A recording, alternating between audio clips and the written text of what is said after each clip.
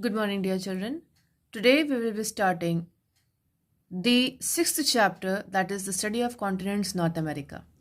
As you can see the outline of the chapter, first one is the formation of continents. Second topic is North America introduction. Third one is location and extent, that is boundaries. Fourth one is political divisions of North America, countries and capitals. And fifth one is major physical features. We are going to study it one by one and let's see what are the contents. First of all, it is written formation of continents. Continents and oceans. The large land masses forming part of Earth's surface are called continents. Kindly mark this. Next, it is written the major landforms of Earth's surface were formed over 3500 millions of years ago and have been undergoing constant change. Means movement never stops. Movement is always there. The concept of moving continents have been tracked back to 1858 when continental drift theory was first developed by Antonio Snyder. So this line, whatever I have underlined, that is important. It is in this what is written that in 1858 a continental drift theory was developed by Antonio Snyder. What is continent? The seven continents, we know it. Drift, movement, and its theory. Clear? Next, what it is written? In his theory, he tried to explain the arrangement of continents and ocean basins. As early mapping gained accuracy, some observers noticed a symmetry in the western coast of Africa and eastern coast of South America. Many theories were put forward in the course of time. However, Alfred Wegener, a German meteorologist and geophysicist, presented his theory of continent drift in 1915 in his book The Origin of Continents and Oceans. Wegener, who is today regarded as a father of this concept, based his theory not only shape of the continents but also geological, biological evidences such as similarity of fossils found in Brazil and Africa.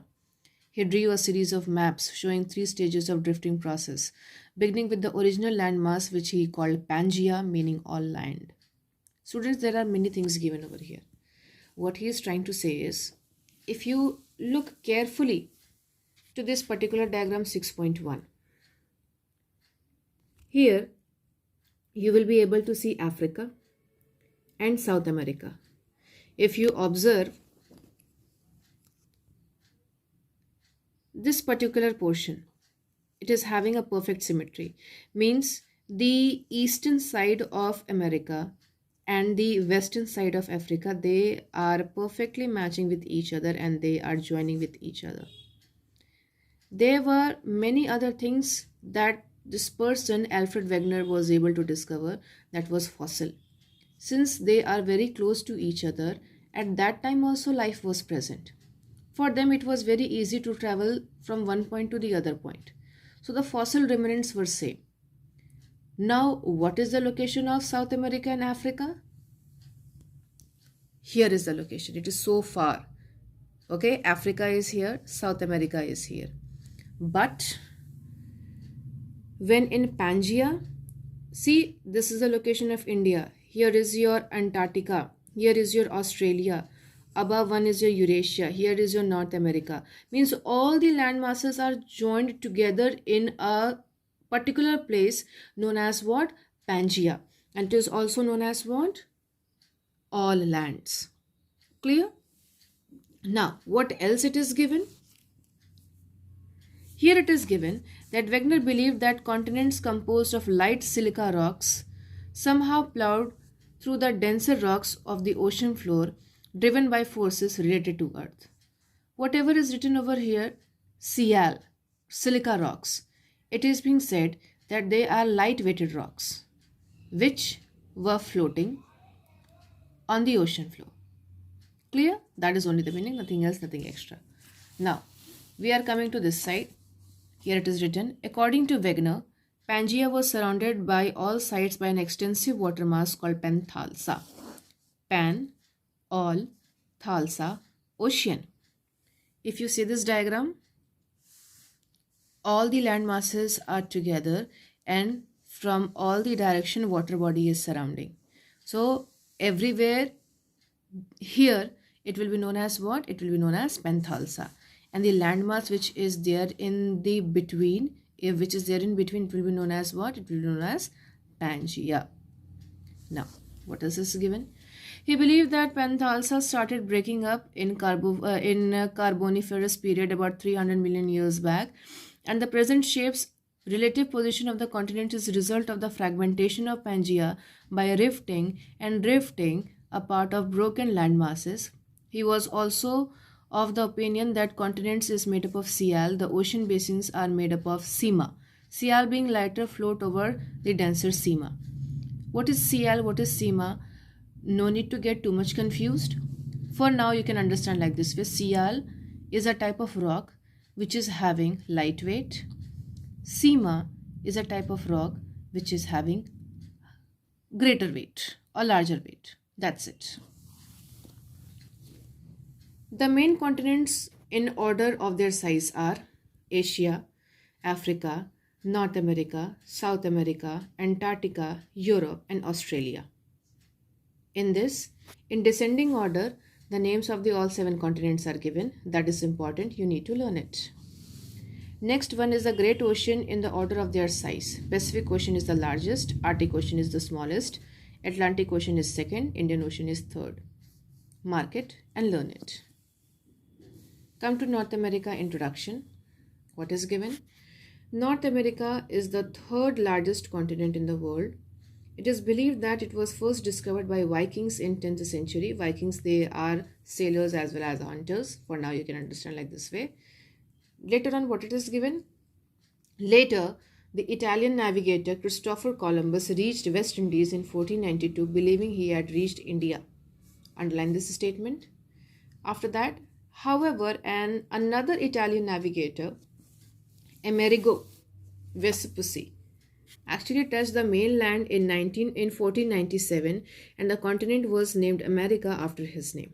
This line is also very, very, very important. Mark it. Third one is location and extent. Whatever is marked, please mark it. What it is saying, let's understand. First, it is written, North America is located in Western and Northern Hemisphere. This is the location of North America, where it is located. What is the latitudinal and longitudinal extension? Latitudinally, it extends between 7 degree north and 83 degree north latitudes.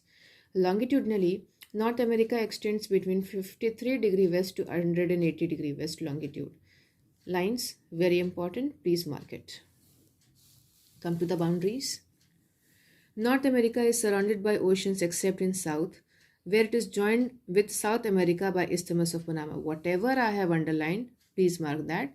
It is North America is joined with South America by Isthmus of Panama. Come to the next one. North America is bounded by Pacific Ocean in the west, Atlantic Ocean in the east, Arctic Ocean in the north, and Caribbean Sea in the south. Please underline that. Now, coastline. North America has a smooth coastline with many wide openings along the coast. It has many gulfs. See, there are 3 gulfs name given. One is Gulf of Mexico, one is Gulf of St. Lawrence, and another one is Gulf of California. Underline this. Here you will find Hudson Bay. Keep it inside a box. That is important. Come to political divisions of North America. North America main countries are Canada, United States of America, and Mexico. Underline that. Next, the countries south of Mexico are together referred as Central America. These 2 lines, very, very, very important. Mark it. Come to island. This line, Greenland is the largest island. Mark that only. Nothing else, nothing extra.